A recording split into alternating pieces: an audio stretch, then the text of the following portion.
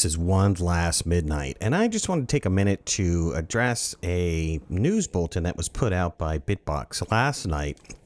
And last night I really didn't know how quite to respond to this, but I find it quite interesting, and I think that this is, I don't know, it's not very graceful the way that this announcement came out. So first of all, they said they'd like to announce that the Steam achievements have been implemented that they accidentally overlooked on the initial release. Okay, that's fine. I can deal with that.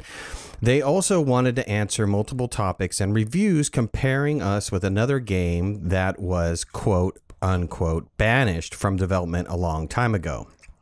It is true that we were inspired, I would say heavily inspired, almost an identical copy of the game by that game. But we firmly believe we have many key differences and new features and more gameplay options that make our game stand out. Now, the first thing that they say, and I really don't care for this statement, is that they say we did not abandon our development, and of course we do not plan to. Well, first of all, Banished did not abandon his development either. After he released the game, the developer said that he would do defect fixes and maybe port it out to a different platform, but then ultimately the game was done. Now, I realize maybe some young developers out there don't realize how games were created before Steam, or when you went to a store, you picked up a game, that was it. That was the final version. Luckily, you might be lucky if you got some sort of update on a website somewhere. But typically, and even still some Steam games do this today, that when they finish the game is done.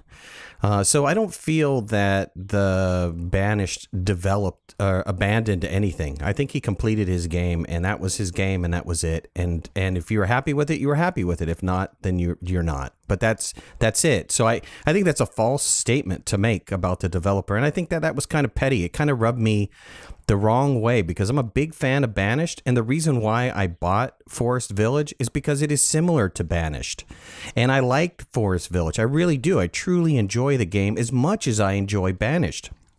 So I don't know why you would make a statement like this, other than the fact that maybe they were getting a lot of negative reviews or something along the lines, but they should have embraced this and celebrated the fact that they are like Banished, and that even they said that they were inspired by that game. You should celebrate the fact that you were inspired by that game and you made it better, but not turn around and make some sort of negative comment against the game. I thought that was pretty petty. The first person view mechanics they're saying is one of they're touting as one of their great features. I think honestly it needs a lot more work.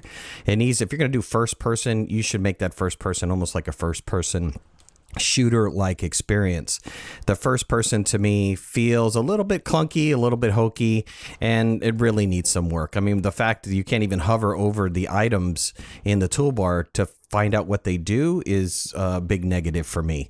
Also, it just feels not quite like first person. It feels too slow, too clunky, all that stuff. Their terraforming tools, now why Banished didn't have terraforming tools to come out with, their terraforming tools, I've struggled to try to understand how to terraform correctly in this game. So I don't know that I would put that as a big plus, but for me, I'm slowly learning how to do correct terraforming. They claim better graphics. I think you have different graphics. You know, it's like comparing apples and oranges. You're a different game, they're a different game. I don't know what prompted this kind of attack or comparison with what they call another game. I thought it was ridiculous. Wild Predators. Yeah, Wild Predators are pretty neat. That's cool. I like the fact that you have some sort of threatening thing to your coops. More modding freedom. They say everything can be modded. Well, here's a problem with that. You are putting down Banished, which is kind of the community that is going to be modding for you. I don't know how the modders are going to feel about this. They don't make money off of their stuff. So I think if you're making such a critical statement about a game that they loved enough to make a mod against, maybe they aren't going to be making a mod for you. That's just my opinion.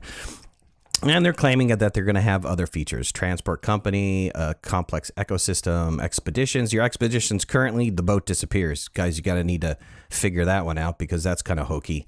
Upcoming Viking incursions. Well, now you're trying to be kingdoms and castles. While I feel that there should be some sort of disaster that is invasion related, it can't be to the point where it's kingdoms and castles, which happens way too frequently. We're not trying to build, I don't think you're trying to build an RTS game, because if you are, you're way off the mark. If you're trying to build a city building game, I think that, you know, this incursion that you're thinking about needs to be along the lines of the same frequency as maybe a disease, or the same frequency as a disaster, or the same frequency as whatever. And many decorations for your village. Yeah, well, currently there is barely any decorations for your villages. So you're saying that Banished was abandoned. It wasn't abandoned, it was released. I don't really care for your statement or how you're positioning that. The modding community has stepped up with Banished, and they have provided Colonial Charter mod and Mega Mod packs. There's been an enormous amount of mods that actually changes the game completely. It is a whole new game with incredibly more depth than what the original game came out with. But okay, so I felt I had to say something. I thought, I don't know, it just didn't strike me right. I mean, why would you do this as a development company when you claim that you're influenced by this other game enough to spend time and money to develop a game, and then you turn around and you bash it in the sense that they're claiming that these guys abandoned the game? It didn't sit well with me. So that's my 2 cents. Let me give you my overall feeling of Forest Village so far. I like the game. I like the game because it is Banished-like. I like Banished. And I'm going to really enjoy what the modding community comes up with. I'm sure the modding community is going to come up with some phenomenal mods for the game. But I felt compelled to make this video only because this felt very petty to me. And I just wanted to say, bad on you. Bad on you, BITBOX, for putting out this petty news release. You should have embraced the fact that you're Banished-like, called out to the Banished modders and said, you know, do what you did in Banished, what you can do to our game. Make it incredible. Not this blatant attack on a game that was completed.